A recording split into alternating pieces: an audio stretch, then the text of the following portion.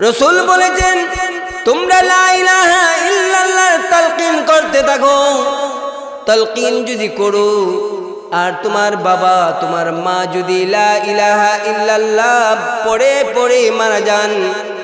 عن أبي سعيد الخدري رضي الله عنه قال قال رسول الله صلى الله عليه وسلم من كان آخر كلامه لا إله إلا الله دخل الجنة। হযরতে আবু সাঈদ খুদরি থেকে বর্ণিত হাদিস পাওয়া যায়, আল্লাহর নবী জনাব মুহাম্মদুর রাসূলুল্লাহ বলেন, মান কানা আখিরা কালামিহি লা ইলাহা ইল্লাল্লাহ দাখালাল জান্নাহ, যে ব্যক্তির সর্বশেষ বাক্য হবে লা ইলাহা ইল্লাল্লাহ, অবশ্যই সে জান্নাতের ভিতরে চলে যাবে। সুতরাং আমার বন্ধু, আপনি এই সম্পদ উপার্জন করে গেলেন, কিন্তু আপনি বখিলতা করবেন না, কারণ আল্লাহ বলেন ওয়াম্মা মান বাখিলা ওয়াস্তাগনা ওয়া কাযযাবা বিল হুসনা ফাসানুয়াসসিরহু লিল উসরা ওয়ামা ইউগনি আনহু মালুহু ইযা তারাদ্দা। আপনি কৃপণতা কয়া সম্পদ বানাইলেন, আল্লাহ বলেন এই সম্পদ তার মৃত্যুর সময় সে যখন ইযা তারাদ্দা ধ্বংস হবে, ওই সময় তার এই সম্পদ কোনো কাজে আসবে না, কারণ এই সম্পদের জন্য ছেলে আসবে মেয়ে আসবে, আর সবচাইতে বড় সম্পদ হচ্ছে লা ইলাহা ইল্লাল্লাহ। জোরে জোরে বলুন কথা ঠিক কিনা? সুতরাং এই সম্পদ পাইছেন, এই সম্পদ ভালো কাজে ব্যবহার করে যাওয়ার দরকার আছে না নাই? এই কারণে বুখারী শরীফের হাদিস পাওয়া যায়, হযরতে আবু হুরায়রা বলেন, আমরা নবীজির কাছে বসা, এমন সময় একজন লোক আইসা বলল, ইয়া রাসূলুল্লাহ, আমি অত্যন্ত ক্ষুধার্ত, আমাকে কিছু খাবার দিন। আল্লাহর নবী জনাব মুহাম্মদুর রাসূলুল্লাহ সাল্লাল্লাহু আলাইহি ওয়াসাল্লাম একজন সাহাবীকে দিয়া এই লোকটাকে তার স্ত্রীদের কাছে পাঠিয়ে দিলেন। প্রত্যেক স্ত্রী খবর পাঠাইলেন, ইয়া রাসূলুল্লাহ, যে আল্লাহ আপনাকে সত্য রাসূল হিসাবে পাঠিয়েছেন, আমাদের ঘরে পানি ছাড়া কোনো ধরনের খাবার নাই। আল্লাহর নবী জনাব মুহাম্মদুর রাসূলুল্লাহ তখন বললেন সাহাবীদেরকে, ও সাহাবীরা, তোমাদের মধ্যে কেউ কি আছো অন্তত আজকে একটি রাত্রির জন্য এই লোকটির মেহমানদারির দায়িত্ব গ্রহণ করবা? একজন আনসারী সাহাবী দাঁড়া গেলেন আর বললেন, ইয়া রাসূলুল্লাহ, এই লোকটিকে আমার হাওয়ালা করে দিন, অন্তত আজকে রাত্রে এই লোকটির মেহমানদারির জিম্মাদারি আমি গ্রহণ করলাম।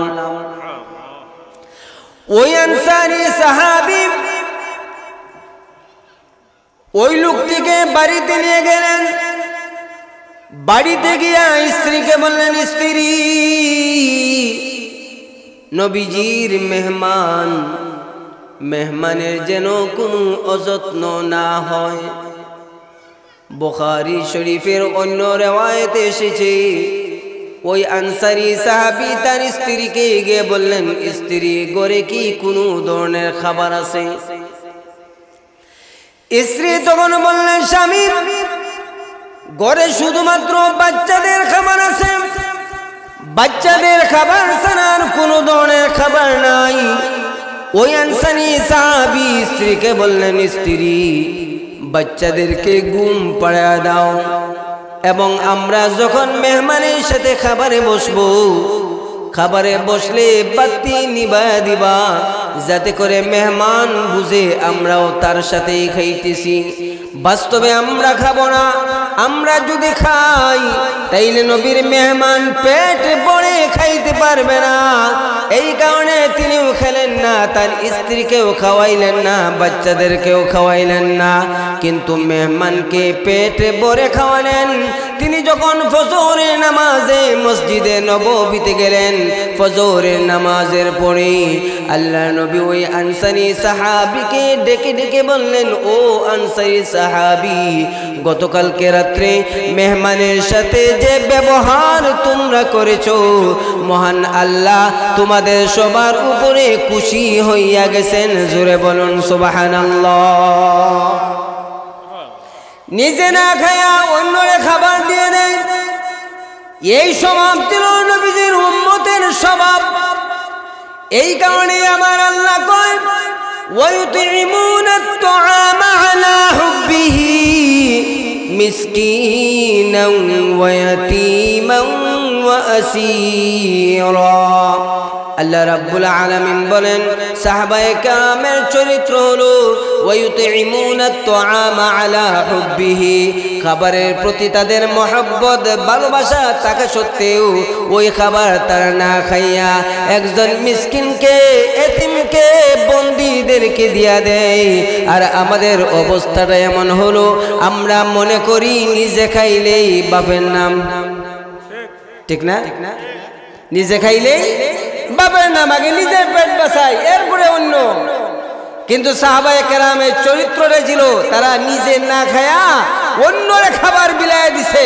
এই কারণেই সাহাবায়ে কেরাম তারা, আমরাও তো এই নবীর উম্মত, সাহাবায়ে কেরাম যে নবীর উম্মত, আমরাও সেই নবীর উম্মত। কিন্তু আমাদের অবস্থাটা হলো এমন যে আমরা ধন সম্পদ পাইয়া এমন অবস্থা হয়েছে, আমরা দান করবো তো দূরের কথা, তখন এমন অবস্থা হয় যে আমার নাম হয়ে যায় বখিল। আমার নাম কি? বখিল। বুঝেননি? কিফটা বুঝেন না? কৃপণ।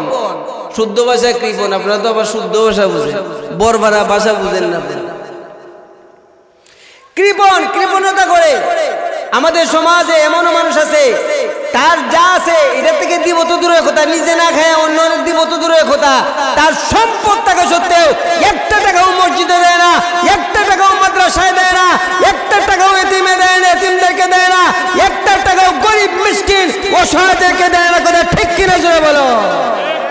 সুতরাং আপনার এই সম্পদ আপনি মাদ্রাসা দেন না, গরিবরে দেন না, মসজিদে দেন না, আপনি সম্পদ কামাই করছেন, অডেল সম্পদের আপনি মালিক, কিন্তু আপনার এই সম্পদ হালাল হবে না যতক্ষণ পর্যন্ত আপনি মাদ্রাসা, মসজিদে এতিম মিসকিন গরিবদেরকে দান না করবেন, যাকাত না দিবেন, সদকা না দিবেন, ফিতরা না দিবেন, দান না করলে আপনার সম্পদ হালাল হবে না।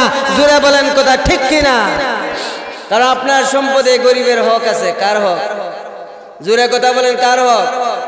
আরো জোরে বলেন, কার হক? একজন সম্পদশালী সম্পদে গরিবের হক। কিন্তু আমরা আমাদের সম্পদটারে পবিত্র করতে পারতেছি না। আমি মনে করি সম্পদ যদি আমি দান করি তাইলে এই সম্পদ নষ্ট হয়ে যাব, সম্পদ শেষ হয়ে যাব, সম্পদ কমে যাব। আল্লাহ কয় না, তুমি সম্পদ দান করলে তোমার সম্পদ কমবে না, বরং দানের মাধ্যমে তোমার সম্পদ আমি আল্লাহ আরো বাড়ায় দিব। সুবহানাল্লাহ বলে।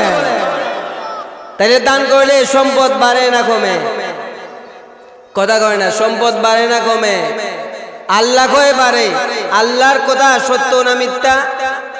আরো জোরে বলেন, সত্য না মিথ্যা? আল্লাহর কথা সত্য, আল্লাহর চাইতে সত্য কথা আর কারো হইতেই পারে না। তাইলে বুঝা গেল আল্লাহ যেহেতু বলেছেন দান করলে সম্পদ বাড়ে, সুতরাং আমরা মনে করি যে দান করলে সম্পদ বাড়ে না, বরং দান করলে সম্পদ আরো কমে। এরকম বুঝি না আমরা। অথচ আপনি আপনার এই সম্পদ পাওয়ার পরে এই সম্পদ আপনি আল্লাহর রাস্তায় দান করবেন, এই সম্পদ আপনি মসজিদ মাদ্রাসায় দিবেন, এই সম্পদ আপনি এতিমখানা আছে, মাদ্রাসা আছে, আপনাদের এলাকায় মাদ্রাসা আছে, আবার দারুল হাদিস তেগরিয়া মাদ্রাসা আছে, সেখানে এতিমখানা আছে, এইগুলাই আপনি দান করবেন। আপনি যদি দান করেন তাইলে দেখবেন আল্লাহ পাক আপনার সম্পদরে আরো বাড়ায় দিতেছে। কি দিতেছে? বাড়ায় দিতেছে। তো বলতেছিলাম যে সাহাবায়ে কেরামের অবস্থাটা হলো এমন যে সাহাবায়ে কেরাম তারা নিজে না খায়া অন্যরে খাওয়ায়। আমি খাইলে খাইলাম, না খাইলে নাই, আমি অন্যকে খাওয়াবো, এরকম ছিল সাহাবায়ে কেরামের অবস্থাটা। আর আমাদের অবস্থাটা হইল গিয়া আমার যা আছে এইগুলো খাই আগে শেষ দেই, অন্যরা খাওয়ানোর দায়িত্ব আমার না। অথচ সাহাবায়ে কেরাম ছিলেন তারা নিজেরা না খায়া অন্যরে খাওয়াই দিত। সুবহানাল্লাহ বলেন। এই কারণে হুনাইনের যুদ্ধের একটা ঘটনা পাওয়া যায়। হুনাইনের যুদ্ধে হযরতে আমর ইবনে জামুল রাদিয়াল্লাহু তাআলা আনহু তিনি বলেন, আমার চাচাতো ভাই হুনাইনের যুদ্ধে গেছেন, আমি যুদ্ধে যাইতে পারি নাই। আমি চিন্তা করলাম যুদ্ধে না গেলে কি হয়েছে, অন্তত আমার চাচাতো ভাইয়ের জন্য কিছু পানি লইয়া যাই। হযরতে আমর ইবনে জামুল রাদিয়াল্লাহু আনহু তিনি কিছু পানি লইয়া হুনাইনের ময়দানে গেলেন। খুঁজতে লাগলেন, তার চাচাতো ভাইকে কোথাও পাওয়া যাচ্ছে না। হঠাৎ তিনি শুনতে পারলেন তার চাচাতো ভাই হুনাইনের যুদ্ধে আহত হইয়া মাটিতে পইরা শুধু পানি পানি বলে চিৎকার করতেছেন।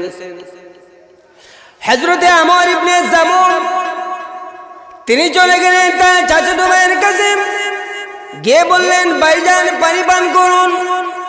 যেই মাত্র আমার চাচাতো ভাই পানি পান করবেন, এই সময় পাশ থেকে আরেকজন পানি পানি বলে চিৎকার মারতেছে। আমার চাচাতো ভাই তখন বললেন, যাও উনার কাছে পানি লইয়া যাও, মনে হয় আমার চাইতে উনার পানির পিপাসা একটু বেশি।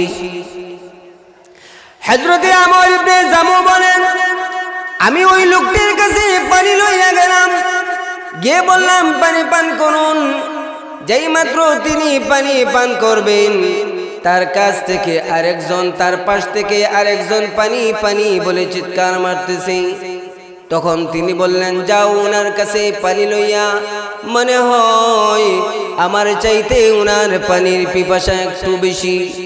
আমি ওই লোকটির কাছে পানি লইয়া গেলাম, পানি পান করুন।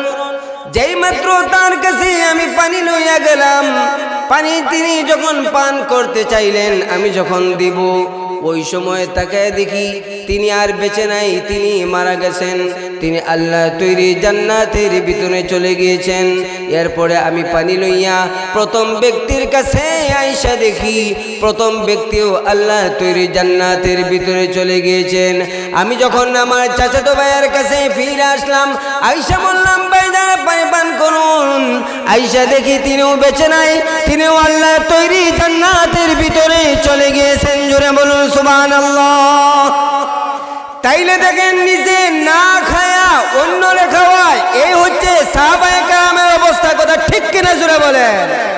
নিজে যুদ্ধের ময়দানে তার যখন পানির দরকার, এই সময় তিনি পানি পান করেন নাই, আরেকজনের কাছে পাঠাইয়া দিয়েছেন। ওইজনের কাছে যাওয়ার পরে সেও তার কাছে যখন আরেকজন বলতেছে পানি, তিনিও পানি না খাইয়া ওই তৃতীয় ব্যক্তির কাছে পাঠাইয়া দিয়েছেন। অথচ এই তিন ব্যক্তি পানি না খাইয়া মারা গেলেন। অথচ তিনি যদি হযরতে আমর ইবনে জামুল চাচাতো ভাই, তিনি যদি পানি পান করতেন, আশা করা যায় এই পানির মাধ্যমে তিনি বেঁচে যাইতেন। কিন্তু তিনি চিন্তা করছে, আমার চাইতে উনার পানির প্রয়োজন বেশি, এই কারণে উনি পানি পান করুক, আমার পানি পান করার দরকার নাই। আর আমাদের অবস্থাটা এমন হলো যে আমাদের সামান্য সম্পদ থাকলেও আমরা মনে করি আমি নিজে খাইলে আমি বাঁচতে পারবো, অন্যকে বাঁচানোর দায়িত্ব আমার না। না বন্ধু, তোমার যে সম্পদ আছে সেই সম্পদ সাধারণ সামান্য হইলেও তুমি সেটারে ভাগ করিয়া আরেকজনকে কিছু খাওয়াও, আরেকজনকে খাওয়াও। কিন্তু আমাদের দেখবেন রমজান মাস আইলে ইফতারের সময় না, কথা কয় না, ইফতারের সময় দেখবেন বইলে চাইলে খানাবাদি মনে চায় যে এই সব খাবার আমি একলা খাইয়া বালাইমু, কিন্তু আসলে খাইতে পারে না। খাইতে পারে কিন্তু মনে ওই যে চৌকের কিদা, এটা যে চৌকের কিদা একেবারে খাওয়ার লাগা পাগল হয়ে যায়। ওই সময় যদি সে দেখে আরেকজন গরিব আইছে, আরেকজন মিসকিন আইছে, আরেকজন এতিম অসহায় মানুষ আইছে, যার ঘরে ইফতারের আয়োজন হয় না, সে মসজিদে চলে আইছে ইফতার করার জন্য। সে যখন আসলে আসার পরে দেখবেন এই লোকটা আর পছন্দ লাগে না, এই লোকটা আর মজা লাগে না। কেন লাগে মজা লাগে না? ও যে আইছে আমার খানির মাঝে সে অংশীদারিত্ব হয়ে যাব, আমি পেট বইটা খাইতে পারতাম না। এরকম সমাজে আছে না নাই? কথা বলেন, আছে না নাই? আর এইটা রমজানই বেশি হয় মুরব্বি। কোন সময়? রমজান, ওখানে ইফতারের সময় তো পেট একেবারে খালি থাকে, ঠিক না?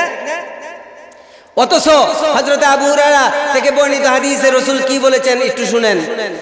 عن أبي هريرة رضي الله عنه قال قال رسول الله صلى الله عليه وسلم طعام الاثنين كافي الثلاثة وطعام الثلاثة كافي الأربعة। হযরত আবু হুরায়রা থেকে হাদিস পাওয়া যায় রাসূল বলেছেন তুআমুল ইসনাইনি কাফিস সালাসাতি, দুইজনে খাবার তিনজন খাওয়া যায়। দুইজনে খাবার, জোরে বলেন, দুইজনে খাবার তিনজনে খাওয়া যায়। ও তুআমুস সালাসাতি কাফিল আরবাতি, আর তিনজনে খাবারে চারজন খাওয়া যায়। তিনজনে খাবারে চারজন খাওয়া যায়। এটা নবীজির হাদিস, নবীজির হাদিস, এটা আমার বানানো না। তুআমুল ইসনাইনে কাফিস সালাসা ওয়া তুআমুস সালাসাতি কাফিল আরবা, দুইজনে খানায় তিনজন খাওয়া যায়, তিনজনে খানায় চারজন খাওয়া যায়। তাইলে একজনের খাবারে দুইজনে খাওয়া যায় না? এই হাদিসের এই তার যে মাহাওয়াল, এটা বোঝা যায় যে একজনে খাবারও কয়জনে বাড়িতে খাওয়া যায়, দুইজনে বাড়িতে খাওয়া যায়। কিন্তু আমাদের অবস্থাটা হইল গিয়া এমন, আমরা অন্যরে খাওয়াইতে চাই না। যার সম্পদ আছে সেও চায় যে আমার এই সম্পদ আমার কাছে থাকুক, আমি কেন মাদ্রাসায় দান করব, আমি কেন মসজিদে দান করব, আমি কেন এতিমখানায় দিব, আমি কেন মিসকিন ও অসহায়দেরকে দিব। এদের লালন পালনের দায়িত্ব তো আমার না, এদের লালন পালনের দায়িত্ব তোমার না ঠিক, কিন্তু তোমার সম্পদে এই সমস্ত গরিব অসহায় এতিমদের অংশীদার আছে, কথা ঠিক কিনা জোরে বলো। সবার, সব গরিবের, সব এতিমের অংশ আছে আপনার সম্পদে। এই কারণেই রাসূল বলেন যাদের সম্পদ আছে, সম্পদশালী যারা, এদের সম্পদের উপরে ঈর্ষা করা দরকার। কোন সম্পদ? যে সম্পদ ফাসাল্লাতাহু আলা হালাকাতিহি ফিল হক, যে সম্পদশালী সম্পদওয়ালা তার সম্পদকে সঠিক পন্থায় ব্যয় করে সিনেমা হলের কাজে লাগায় না, বরং গরিবরে দান করে, এতিম মিসকিন যারা আছে এদেরকে দান করে, মসজিদ মাদ্রাসায় দান করে।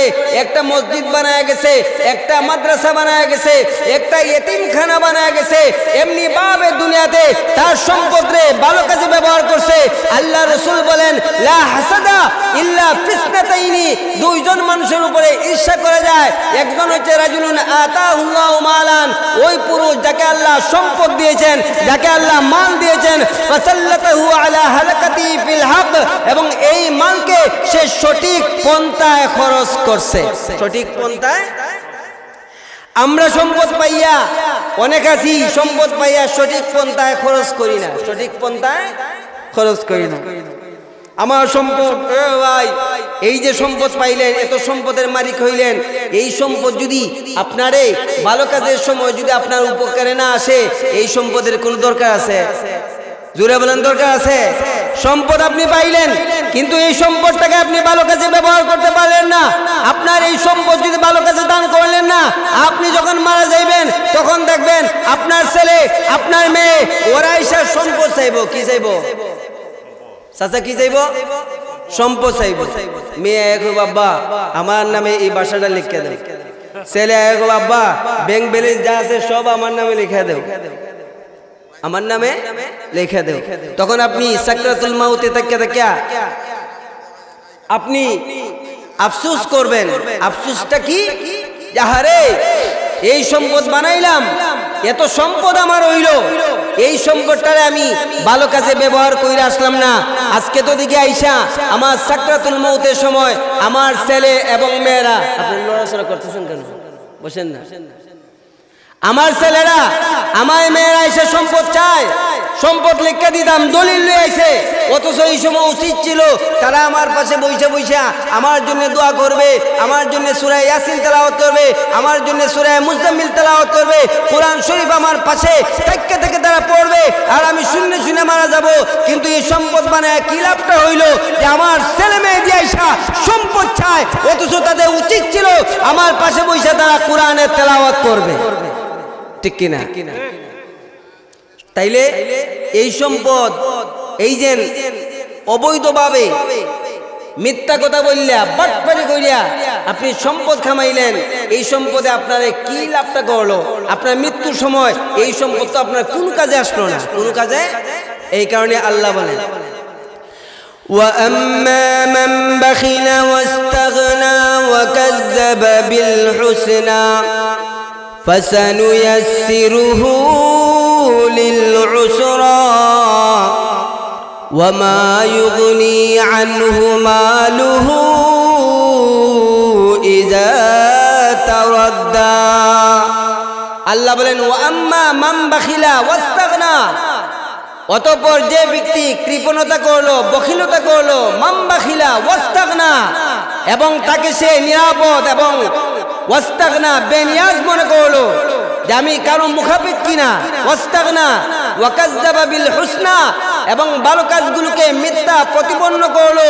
আল্লাহ বলেন ফাসানুয়াসসিরহু লিল উসরা, আমি আল্লাহ তার সব কাজরে কঠিন করে দিব।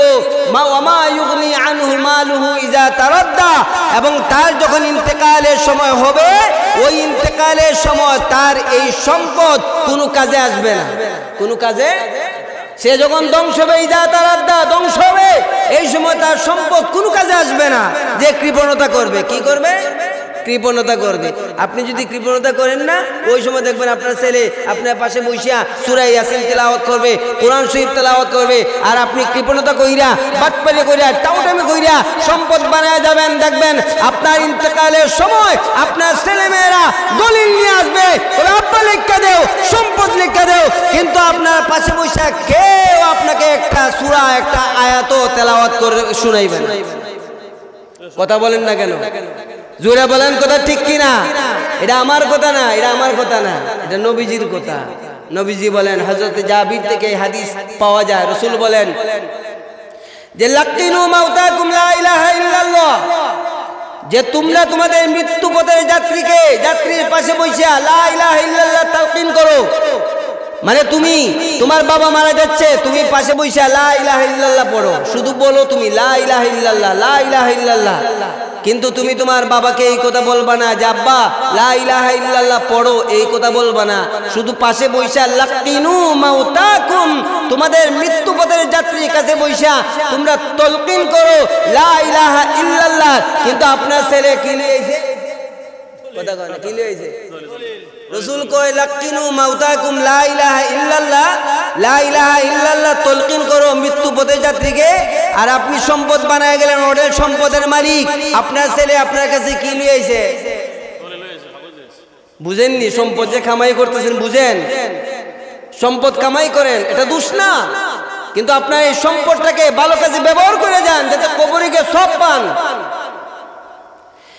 এই কারণে রাসূল বলেছেন লাকিনু মাউতাকুম লা ইলাহা ইল্লাল্লাহ, তোমরা তোমাদের মৃত্যুপথের যাত্রীর কাছে বইসা লা ইলাহা ইল্লাল্লাহ তালকিন করো। কিন্তু আমাদের অবস্থাটা হলো এমন, আমরা সম্পদ উপার্জন করেছি, এই সম্পদ বেশি হওয়ার কারণে আমি যখন মারা যাই, আমার ছেলে দলিল নিয়ে আসে, আমার মেয়েটাও দলিল নিয়ে আসে।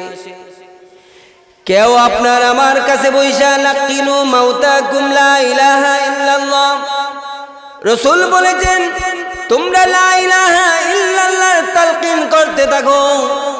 তালকিন যদি করো, আর তোমার বাবা তোমার মা যদি লা ইলাহা ইল্লাল্লাহ পড়ে পড়ে মারা যান। عن أبي سعيد الخدري رضي الله عنه قال قال رسول الله صلى الله عليه وسلم من كان آخر كلامه لا إله إلا الله دخل الجنة।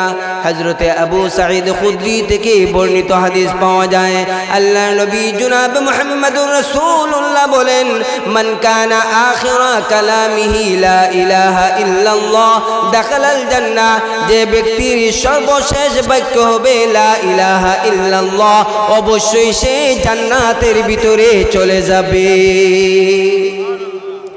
সুতরাং আমার বন্ধু, আপনি এই সম্পদ উপার্জন করে গেলেন, কিন্তু আপনি বখিলতা করবেন না, কারণ আল্লাহ বলেন ওয়াম্মা মান বাখিলা ওয়াস্তাগনা ওয়া কাযযাবা বিল হুসনা ফাসানুয়াসসিরহু লিল উসরা ওয়ামা ইউগনি আনহু মালুহু ইযা তারাদ্দা।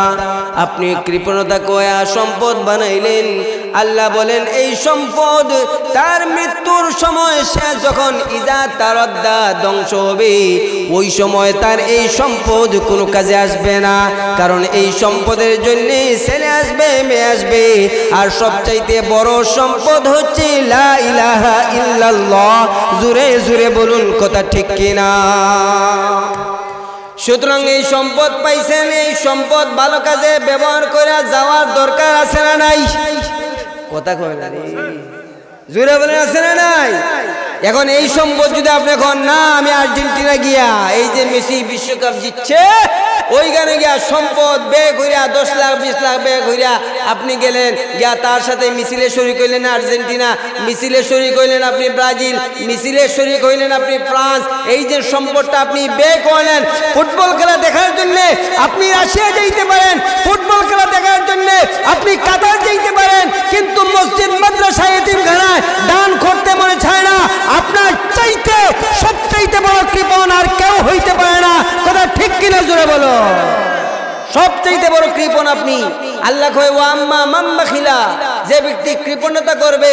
আর এই আয়াতের শেষে বলেন ইজা তারাদ্দা, যখন সে মারা যাবে মা ইউগনি আনহু মালুহু, তখন তার এই সম্পদ কোনো কাজে আসবে না। সুতরাং আপনি সম্পদটাকে এমনভাবে তৈরি করুন যাতে করে মৃত্যুর সময় এই সম্পদ আপনার কাজে আসে।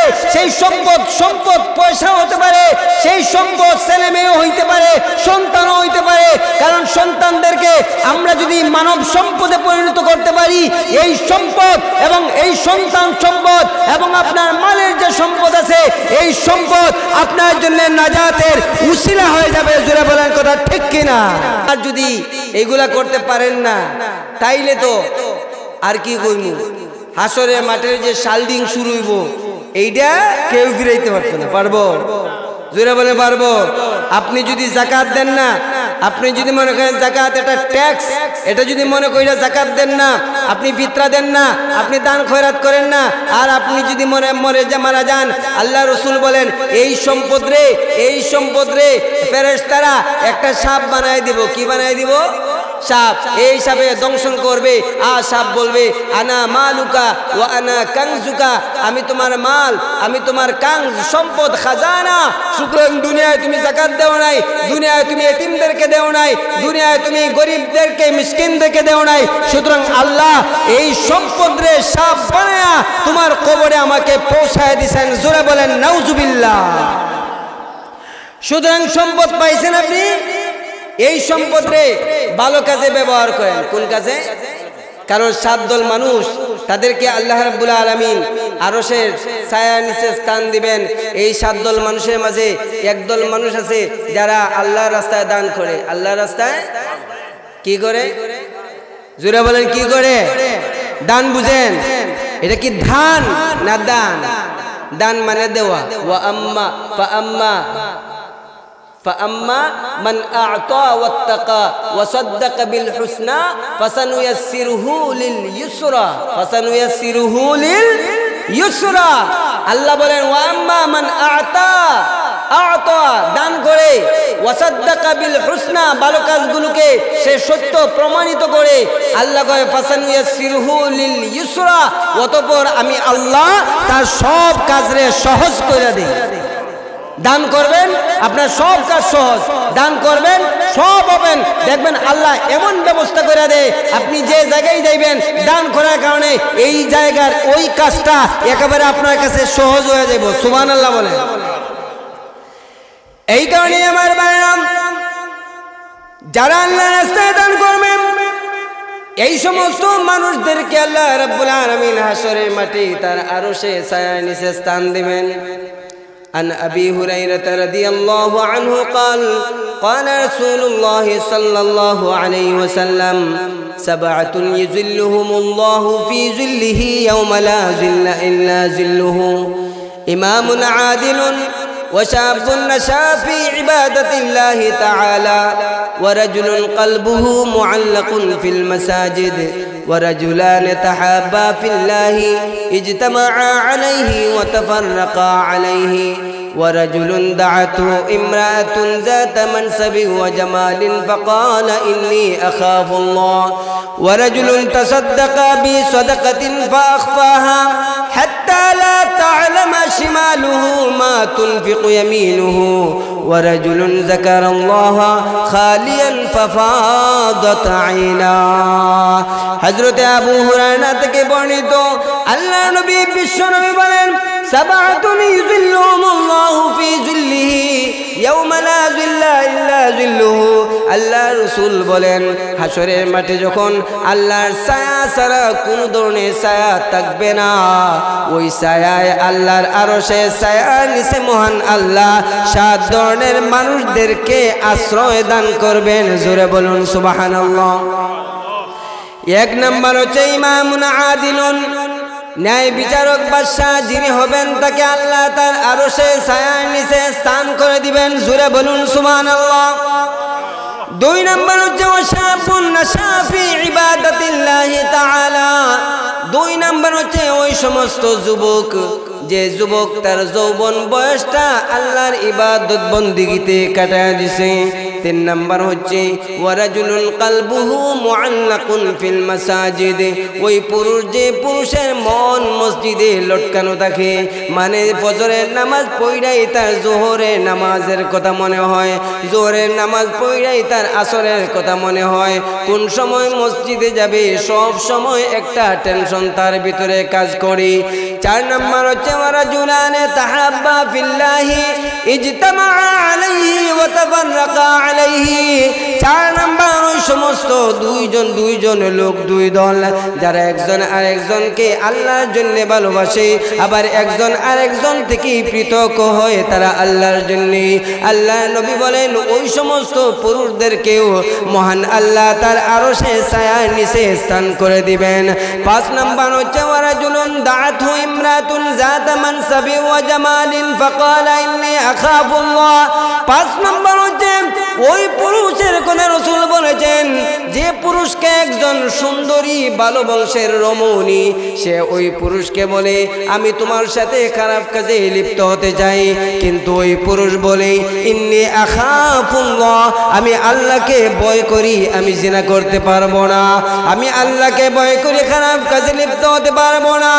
ওই যুবক যে আল্লাহর ভয়ে গুনাহ কাজে লিপ্ত না হয় ওই যুবক পুরুষকেও মহান আল্লাহ তার আরশে ছায়ার নিচে স্থান করে দিবেন। জোরে বলুন সুবহানাল্লাহ। 6 নম্বর হচ্ছে ওয়ারাজুলুন তাসাদ্দাকা বিসাদাকাতিন ফাআখফাহা, ওই পুরুষ যে পুরুষ সে দান করে সদকা করে আল্লাহর রাস্তায় সে দান করে ফাআখফাহা, ওই দানকে আবার লুকায় রাখে। আল্লাহ নবী বলেন হাত্তা লা তা'লামা শিমালুহু মা তুনফিকু ইয়ামিনুহু, তার ডান হাত কি খরচ করেছে বাম হাতে টের পায় নাই। ওই সমস্ত দানশীলদেরকেও মহান আল্লাহ হাসরের মাঠে তার আরশে ছায়ার নিচে স্থান করে দিবেন। জোরে বলুন সুবহানাল্লাহ। 7 নম্বর হচ্ছে ওয়ারাজুলুন যাকারাল্লাহ খালিয়ান ফাফাদাত আইনা, 7 নম্বর হচ্ছে ওই পুরুষ যে পুরুষ আল্লাহকে ডাকে, আল্লাহর ভয়ে একাগ্র চিত্রে আল্লাহকে ডাকে, ফাফাজাত আইনা, এরপরে তার চোখ দিয়ে পানি গড়ায় গড়ায় পড়ে, ওই পুরুষকেও মহান আল্লাহ তার আরশে ছায়ার নিচে স্থান করে দিবেন। জোরে জোরে বলুন সুবহানাল্লাহ। তাইলে 7 দল মানুষদেরকে আল্লাহ আরশে ছায়ার নিচে স্থান দিবেন। তোর মধ্যে 6 নম্বর আছে ওয়ারাজুলুন তাসাদ্দাকা বিসাদাকাতিন ফাআখফাহা হাত্তা লা তা'লামা শিমালুহু মা তুনফিকু ইয়ামিনুহু। তাইলে এই হাদিসে দানের কথা আছে না নাই? আর আপনি যদি দান করেন তাইলে এই দানের মাধ্যমে কি হবে? আল্লাহ পাক আপনাকে আরশে ছায়ার নিচে স্থান কইরা দিবেন।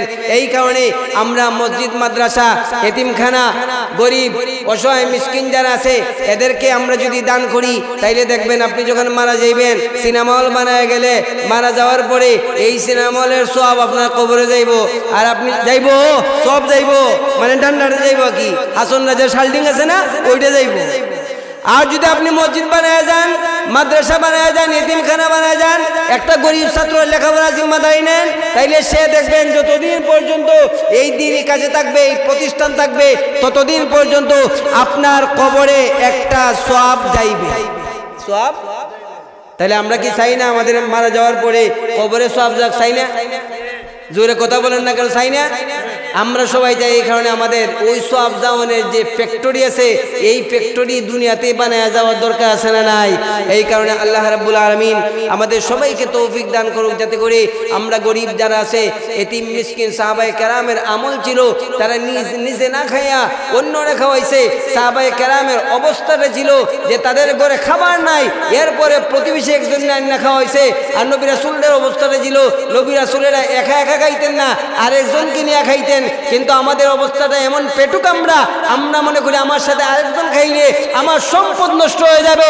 ও বন্ধু, তোমার সম্পদ নষ্ট হবে না, কারণ এই সম্পদে, তোমার সম্পদে একজন গরিবের, একজন মাহরুম, একজন একেবারে অসহায় মানুষের হক আছে, অধিকার আছে, অংশ আছে। তুমি এই অংশ না দিয়ে যদি মারা যাও, এর জন্য হাসরের মাঠে তোমাকে জবাব দিতে হবে। এই কারণে আল্লাহ রাব্বুল আলামিন আমাদেরকে যাতে তৌফিক দান করেন যে আমাদের যে সম্পদ আছে এই সম্পদ থেকে যাতে কিছু আমরা গরিব, অসহায়, মিসকিন, মসজিদ, মাদ্রাসা দিতে পারি। রাজি আছি না ইনশাআল্লাহ? আল্লাহ রাব্বুল আলামিন আমাদের সবাইকে তৌফিক দান করুন। সবাই বলুন আমিন।